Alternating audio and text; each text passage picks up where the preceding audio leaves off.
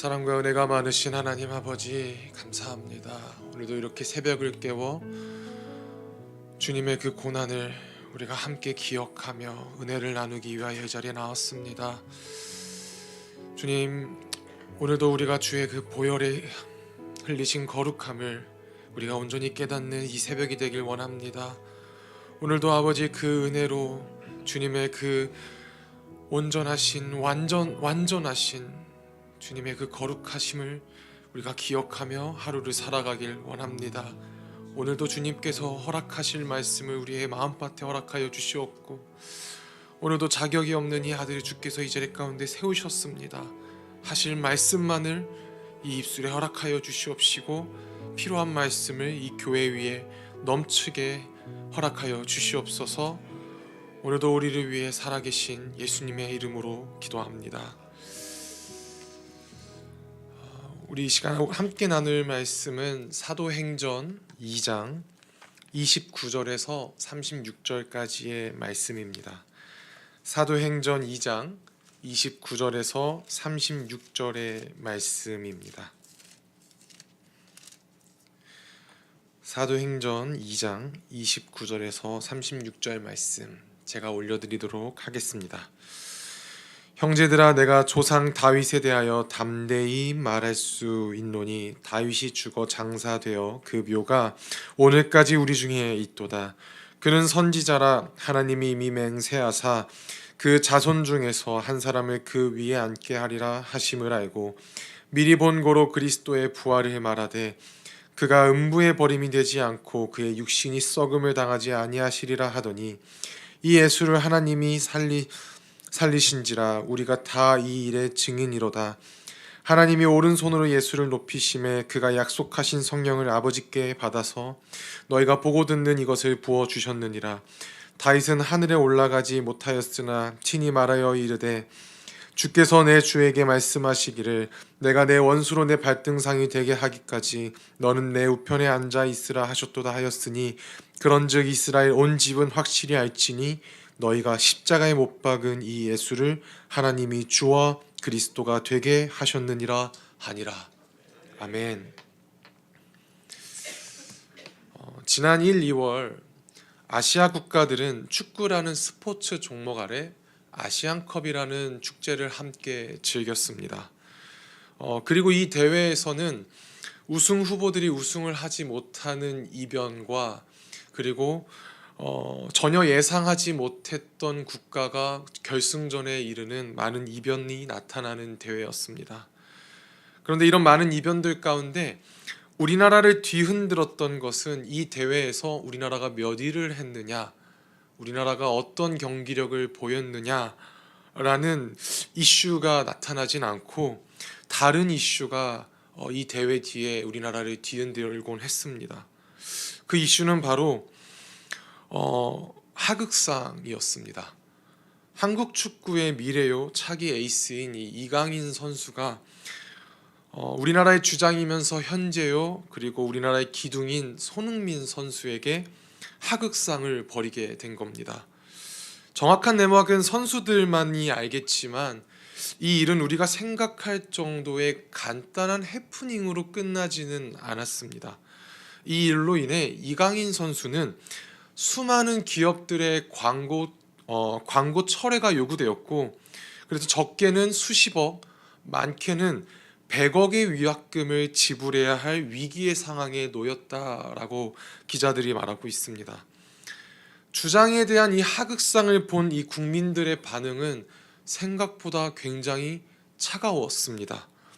그 결과 이강인 선수를 후원하며 광고로 마케팅 전략을 기획했던 많은 기업들이 서서히 국민의 시선을 눈치 보기를 시작했습니다. 의식하기 시작했고, 여러분, 이때 이강인 선수가 이 문제를 해결할 수 있었던 방법은 무엇이었을까요?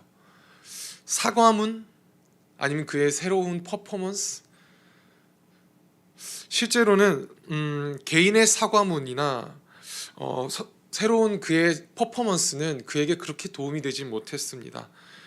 실제로 개인의 사과문은 오히려 더 큰 화를 가져왔고, 그리고 국가대표를 하느냐 마느냐의 문제가 기자들 사이에, 국민들 사이에 거론되면서 국민들은 그의 실력에 그렇게 관심을 갖지 않았습니다.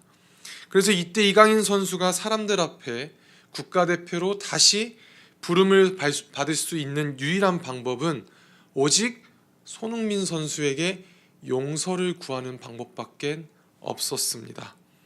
그래서 결국 그는 손흥민 선수에게 용서를 구하려고 그가 속한 파리에서 손흥민 선수가 있는 런던까지 직접 친히 찾아가 용서를 구했고, 최근 다시 국가대표로 부름을 받아 실력으로 국민께 용서를 구하고 있습니다.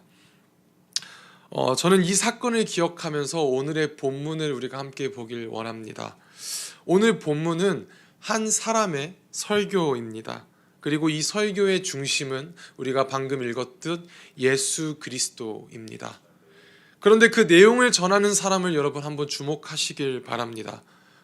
우리가 잘 알다시피 오늘 내용을 전하는 자는 베드로입니다. 예수님의 가장 첫 번째 되는 수제자이죠.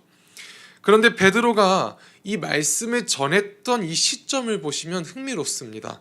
그가 이 예수를 전했던 이 시점은 예수를 부인한 지 3년이 지났거나 아니면 1년이 지났거나 반년도 지나지 않은 단 50일, 한 달 반 정도밖에 지나지 않은 이 시점에 그가 오늘 예수를 전하고 있었다라는 겁니다. 그런데 원래 이 베드로의 성향과 성격대로였다라면 여러분 오늘 베드로는 이 설교의 자리에 감히 서지 않았을 겁니다.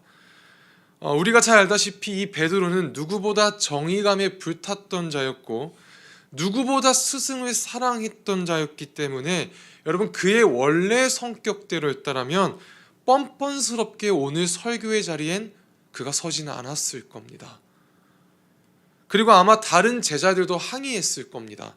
네가 무슨 자격으로 오늘 이 자리 가운데 감히 설 수 있느냐. 그런데 그런 그가 자신의 이 성향과 성격 그리고 자신을 향한 이 시선을 넘어서 자신이 배반했던 예수를 감히 전하게 됩니다. 여러분 어떻게 이렇게 할 수 있었을까요? 손흥민 선수의 용서로 인해 국가대표로서 다시 활동할 수 있었던 이 이강인 선수와는 다르게 오늘 베드로는 우리와 같은 성도가 아닌 그 당시 일반적인 비신자들의 사고, 일반적인 관점에서는 이강인 선수와는 다르게 용서를 받을 수 있는 상황과 그 다음에 여건도 아니었습니다. 왜? 예수가 죽지 않았습니까? 이런 차가운 상황과 3,000명이란 놀라운 시선들 앞에 그는 어떻게 예수를 당당히 전할 수 있었냐는 거죠. 오늘 그 내막을 함께 다루며 그 내막에 감추어져 있는 이 은혜가 이 시간 우리에게 흘러 넘쳐나기를 간곡히 소망합니다. 우리가 알다시피 베드로는 주님을 배반했던 자입니다. 그것도 2번도 아닌 3번이나 말이죠. 그리고 그는 자신이 배반했던 것에 죄책감을 크게 지니고 있었던 자였습니다. 그가 배반했던 상황을 보면 배반을 한 후 그가 보였던 행동은 그가 얼마나 큰 죄책감에 휩싸였는지에 대해서 우리에게 잘 설명해 줍니다. 마태복음 26장 75절의 말씀에 마태는 그 장면을 이렇게 기록합니다.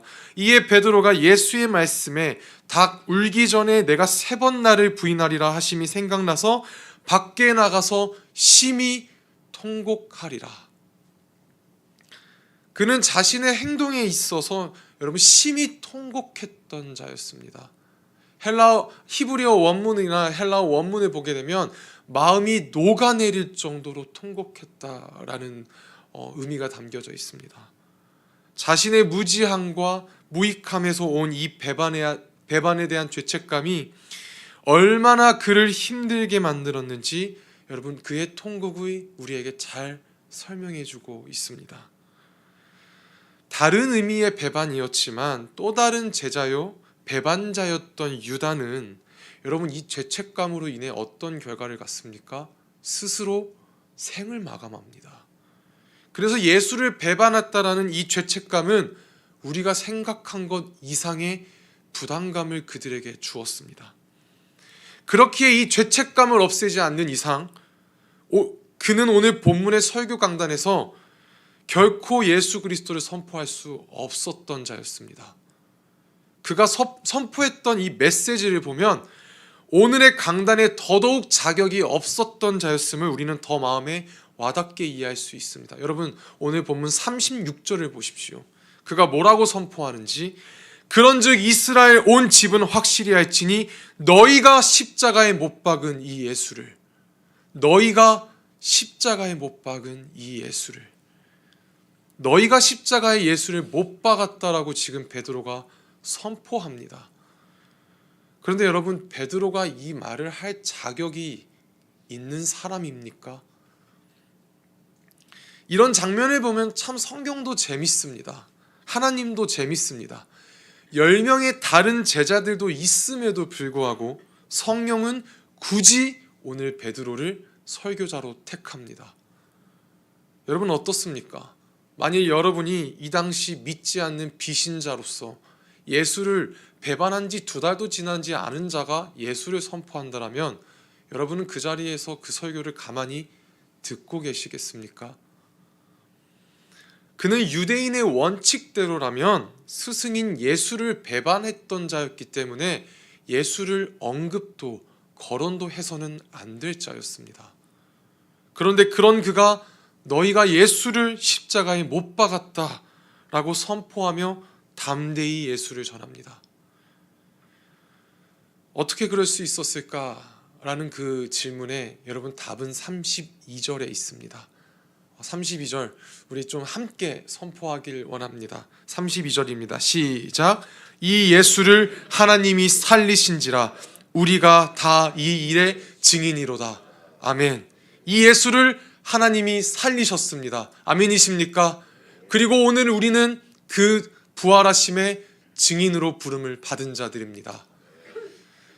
그가 오늘 담대히 이 설교를 전할 수 있었던 이유는 그의 뛰어난 설교적 능력이나 퍼포먼스가 아니었습니다. 바로 부활이었습니다. 그러면 부활에 도대체 어떤 힘이 있었기에 베드로가 자신의 기질과 성격을 뛰어넘어 뻔뻔스러울 정도로 담대해질 수 있었냐 하는 겁니다. 여러분, 이 부활은 우리의 죄와 그 죄에 대한 죄책감을 모두 씻을 만큼의 강력한 힘을 지니고 있습니다. 사실 베드로는 예수님이 부활하시고 나서야 그가 왜 돌아가셨는지, 그가 왜 죽으셨는지에 대한 이유를 깨달았던 자입니다. 오늘 그의 설교에서도 그는 그 이유를 이렇게 설명합니다. 사도행전 2장 23절 말씀에 그가 하나님께서 정하신 뜻과 미리 아신 대로 내준 바 되었거늘 너희가 법 없는 자들의 손을 빌려 못 박아 죽였으나, 그가 하나님께서 정하신 뜻과 미리 아신 대로 내준 바 되었다라고 지금 베드로는 그 이유를 설명하고 있습니다. 그래서 여러분, 예수 그리스도의 죽음은 가룟 유다의 배반, 권력자들에 대한 음모, 본디오 빌라도의 판결과 같은 일련의 사건들로 이루어진 사고가 아닙니다. 예수 그리스도의 죽음은 하나님의 정하신 뜻에 따라 이루어진 뜻입니다. 아멘입니까? 그러면 예수 그리스도가 하나님의 정해진 뜻에 따라 십자가에 달려 그 죽으신 목적이 무엇입니까? 그 목적을 38절에 이렇게 소개합니다. 베드로가 이르되 너희가 회개하여 각각 예수 그리스도의 이름으로 침례를 받고 죄 사함을 받으라. 그리하면 성령의 선물을 받으리니. 예수 그리스도의 이름으로 침례를 받고 죄 사함을 받으라. 우리의 죄 사함 때문에 예수께서 돌아가셔야 했음을 부활 후에 베드로는 깨달았다라는 얘기입니다. 그러니 베드로도 확실히 알았습니다. 예수께서 자신의 죄와 이 죄책감 때문에 돌아가셨어야 했다라는 것을. 그리고 이 설교 전에 그는 먼저 그 은혜를 받은 상태였습니다. 내가 예수를 십자가에 못 박았다라는 것을, 예수가 나 때문에 죽었다는 것을 그는 은혜로 인정하고 회개한 상태로 여러분 설교의 자리에 설 수 있었습니다. 그 시기가 언제입니까? 요한복음 21장 17절에 있죠. 세 번째 이르시되 요한의 아들 시몬아 내가 나를 사랑하느냐 하시니 주께서 세 번째 내가 나를 사랑하느냐 하심으로 베드로가 근심하여 이르되 주님 모든 것을 아시오매 내가 주님을 사랑하는 줄을 주님께서 아시나이다. 예수께서 이르시되 내 양을 먹이라. 이처럼 예수의 십자가 사건은 그리고 그 죽음은 역사의 일부로서 일련의 사건에 의해 그 당시 권력을 잡고 있던 특정 집단에 의해 억울하게 죽은 한 청년의 슬픈 스토리가 아닙니다. 하나님에 의해 계획된 그를 믿는 모든 자들, 오늘 우리와 그리고 저까지를 위한 대속적 죽음이라는 겁니다. 오늘날 여러분과 저를 위한 죽음이죠. 그래서 2000년 전 한 청년의 죽은 이 사건은 우리와 전혀 상관이 없는 사건이 아닙니다. 그래서 예수는 나의 죄를 위해 돌아가신 것이기에 내가 죽인 겁니다. 우리 각 개인이 그 예수를 십자가에 못 박은 겁니다. 내가 예수를 십자가에 못 박았습니다. 베드로는 오늘날 우리에게도 동일하게 선포하고 있습니다. 너희가 십자가에 못 박은 이 예수를. 그러면 내가 예수를 십자가에 못 박았다라는 그 사실에 여러분 우리는 어떻게 반응해야 될까요? 여러분에게 가룟 유다와 같이 예수를 죽인 죄책감을 가지고 사십시오라고 오늘 제가 여러분에게 말씀을 드리고자 이 본문을 준비한 게 아닙니다. 그 답은 오늘 베드로의 이 담대한 모습에 있습니다. 그가 만일 내가 예수를 십자가에 못 박았다는 것을 가룟 유다와 같이 깨달았다라면 그는 오늘 이 본문에 그리고 이 장면에 결코 나타나지 않았을 겁니다. 앞서 말씀드렸듯 그는 예수님이 나 때문에 죽었구나, 나 때문에 돌아가셨구나라는 그 사실을 성령의 의도대로 깨달았습니다. 그러면 성령의 의도가 무엇이냐? 내가 예수를 십자가에 못 박았다, 내가 예수가 날 위해 죽었다라는 그 사실에 대한 인정과 그에 따른 회개가 성령이 오늘날 우리에게 요구하는 의도입니다. 그래서 여러분 먼저는 인정이 따라야 합니다. 그리고 예수를 죽였다는 그 죄책감을 지우려고 그 어떤 행동을 우리가 할 필요도 없습니다. 예수님께 받은 이 은혜를 내가 얼마를 들여 내가 갚아 나가겠다. 내가 얼마만큼의 시간을 들여 이 은혜에 동참하겠다. 여러분 그렇게 생각하실 필요가 없습니다. 우리의 행위론 여러분 그 보혈의 피를 감히 살 수가 없습니다. 베드로도 이 사실을 알았습니다. 우리의 행함으로, 우리의 어떤 노력으로 그 예수 그리스도의 헌신과 그 보혈을 살 수 없다라는 것을. 그래서 베드로전서 1장 18절 19절에 그가 이렇게 기록합니다. 너희가 알거니와 너희 조상이 물려준 헛된 행실에서 대속함을 받은 것은 은이나 금없이 없어질 것으로 된 것이 아니요 오직 흠없고 점없는 어린 양 같은 그리스도의 보배로운 피로 된 것이니라. 은이나 금같이 없어질 것이 아닌 오직 흠없고 점없는 어린 양 같은 그리스도의 보배로운 피로 된 것입니다. 여러분 이를 인정하고 회개하면 되는 겁니다. 오늘 말씀을 들은 3,000명의 청중들도 여러분 처음에 이 설교를 듣고 어찌할꼬라고 반응하게 됩니다. 영어로는 What should I do? 라고 말하더라고요. 내가 무엇을 해야 하느냐? 내가 무엇을 해야 하느냐라고 그들은 베드로에게 자신의 행동을 요구하지만 베드로는 그들에게 그 행동을 요구했던 그들에게 이렇게 답합니다. 그 답에는 죄사함을 위한 그들의 어떤 의적이며 공로적 요구는 단 하나도 없다라고 대답합니다. 너희가 할 것은 단 하나도 없다. 단순히 인정하고 회개하고 침례를 받아 그 예수를 따르면 될 것이다.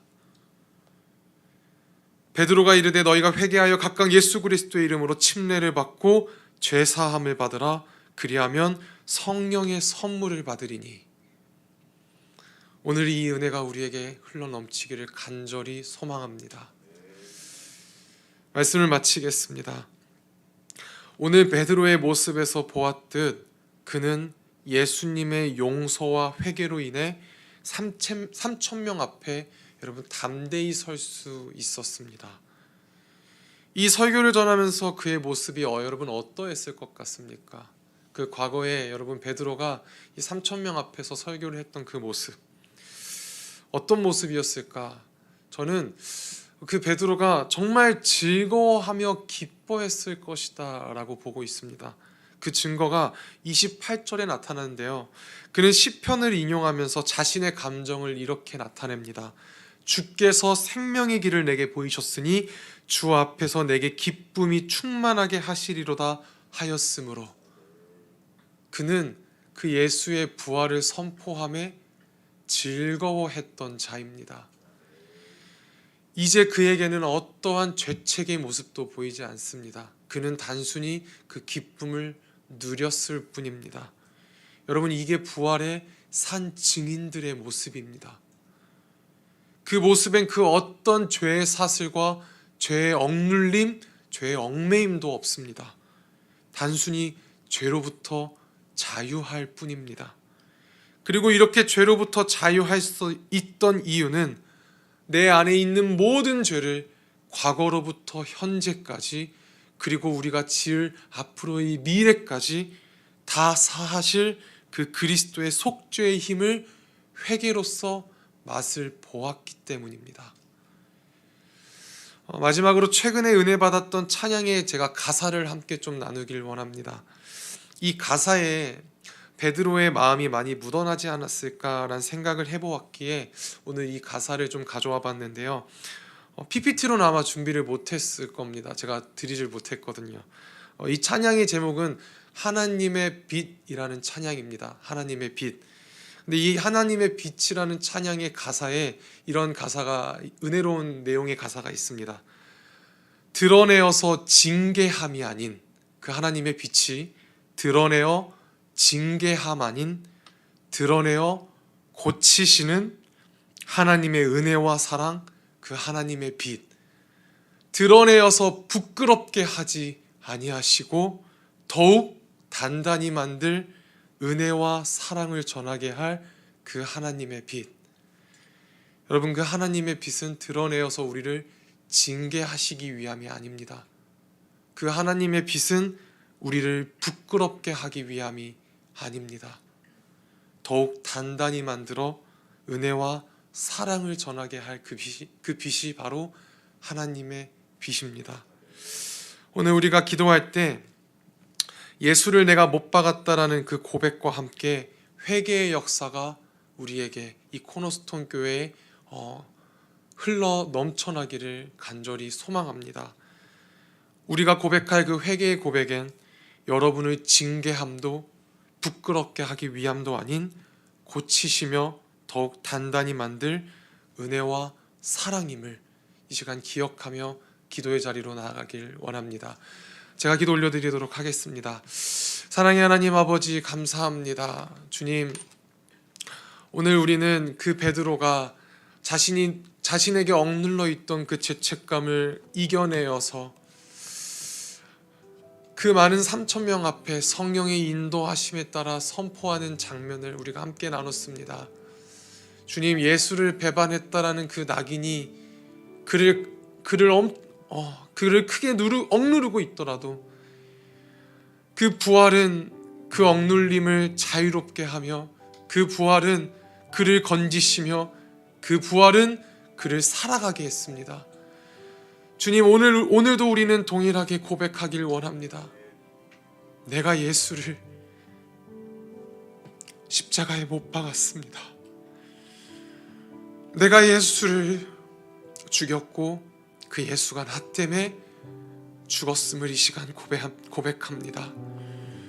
주님, 동일한 그 은혜가, 그 회개의 역사가 이 시간 우리에게 흘러넘치길 원합니다. 이 시간 우리에게 부어주시옵시고 우리가 고백함을 통해 우리를 징계하심이 아닌, 우리를 부끄럽게 하심이 아닌 회복의 역사가 이 시간 나타나게 허락하여 주시옵소서. 우리가 이 시간 함께 기도하길 원합니다. 이 시간 함께 기도하실 때 주님, 내가 예수를 못 박았습니다. 주님, 내가 그 예수를 십자가에 못 박고 그 예수가 나 때문에 죽었습니다. 그러나 그 놀라우신 보혈의 피가 나를 씻기며 그 부활의 은혜가 나를 감아돌아 나에게 온전히 그 하나님의 은혜가 가득 넘치기를 원합니다. 주님, 이 시간 그 은혜를 나에게 허락해달라고 이 시간 함께 우리를 위해 죽으신 그 예수의 이름 찾고 함께 기도하며 나아갑니다. 주여! 사랑과 은혜가 많으신 하나님 아버지, 우리가 이 시간 함께 주 예수 그리스도의 이름으로 부활하신 그 능력의 힘으로 나아가며 기도하길 원합니다.